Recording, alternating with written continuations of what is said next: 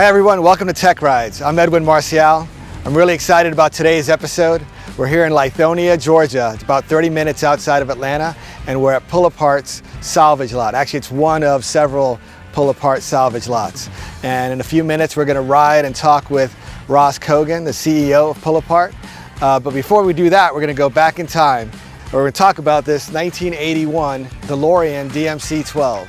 And to talk a little bit about this car and tell us a little about it, I've got the owner right over here, Charlie Cartwright. Charlie, want to come in here? Yeah. Good to see you, Charlie. Thanks for having me. Welcome to Techrides. Thank you, thank you. Thanks you for bringing this car. This is a beauty. My joy. Yeah, so tell us about this car. I mean, when did you get it? How long have you had it? I got it February last year. Okay. Bought it from a fellow in just outside Tulsa, Oklahoma. He was the second owner. Had very detailed records of every time it had any kind of maintenance done. Yeah, it's in great shape. It's in great shape. And so this car, they were produced in Ireland, right? Yes, they were produced in Ireland in 1981, 82, and 83. Okay. The first models were shipped into California, about 500 of them. This is from the second batch. Okay. The first batch had terrible quality assurance problems. Okay. This is from the second grouping, not so many problems. And they only made about 9,000 About 9,000 of of these them, cars, yeah. right? 3,000 of them are known to exist in the hands of people who are registered DeLorean club members. Okay. 3,000 are known to be destroyed. The other 3, not so sure of. Unknown. Okay. I think many of them are in non-working order. Right. Okay. Right. Okay. For its time, it was a luxury sports car. Mm-hmm. Okay. The odometer, the speedometer, only runs to 85.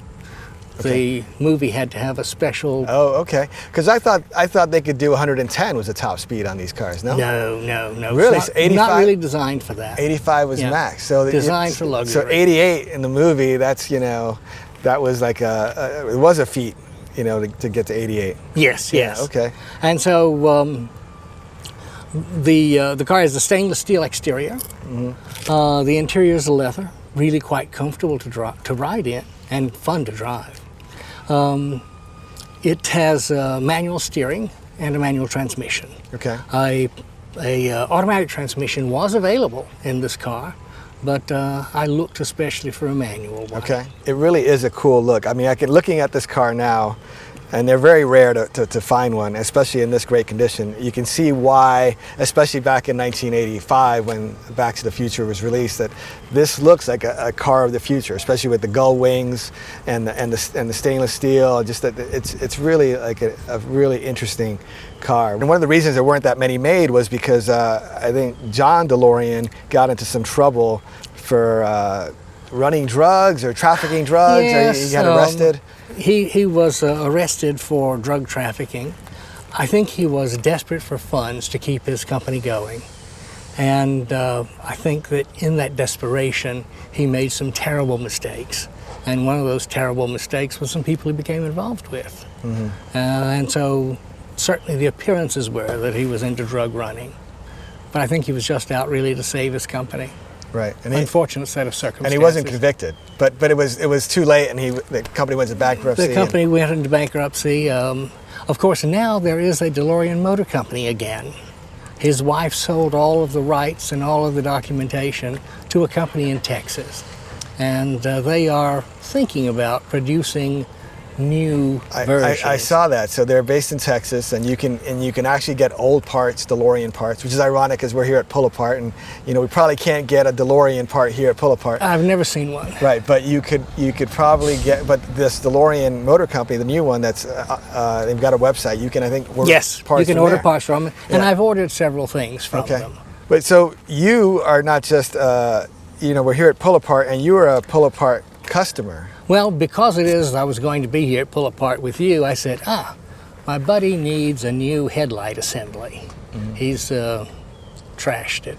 And so I said, well, while I'm here, I'll stop in and see about finding that here. And you've been here before. You're not to this Pull-A-Part, okay. But I'm to one on the south you're side very of Atlanta. Familiar. Okay. I'm familiar with Pull-A-Part. Okay, so that's great. We're going to catch up with you later as you look for that part. But okay. But thank you, Charlie. Thank you. I'm looking forward to driving in your car here. It's a beauty. Thank you much. Okay.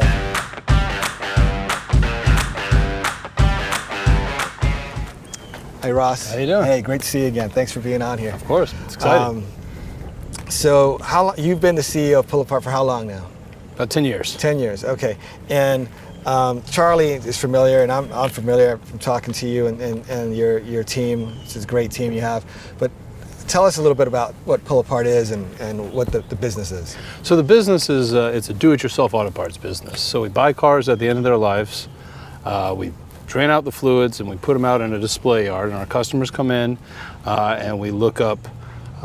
They can look up where the car is, when it was put out there, how many we have out there, what parts interchange with it, so they can find all the cars they can look, all types of parts and cars that may have the part they're looking for, pay an admission fee to get in, and they go out, they pull the part themselves, and since they're doing it themselves, they can save a ton of money. So it's a value-priced, self-service auto parts business. So at its core, we're a used auto parts retailer, but we're outdoors and it's self-service. So customers come in, pull the part out, and again, our whole approach is make it easy for the customer. We want to make it easy for the customer to find the information, find the car, and save money.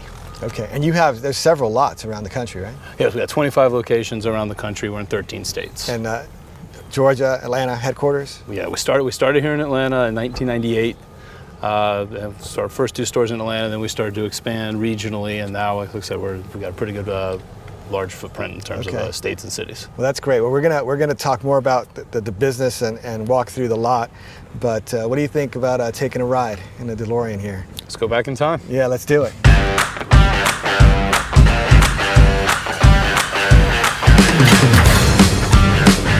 You could go back in time or forward in time. Where would you go? What year would you go to? If I had to pick a sort of historical period, and this is just because I've been recently watching, you ever see a show called Deadwood? It's about the Old West, and I think it's in South Dakota, but back then it was just called Deadwood. It was before, it wasn't even part of the United States. It was just a property, hadn't been added to the government, and so it was kind of literally the Wild West still, and it was all these gold prospectors. It was a prospecting town. Right. So it follows all these characters that run the saloon,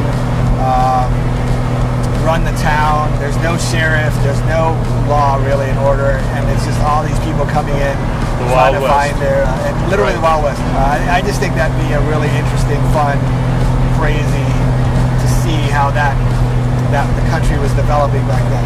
You'd have to make sure you had enough nuclear material to get the hell out of there when things went wrong. So you have to provision and plan for that a little bit better. Yeah, we'd have to get with the Libyans.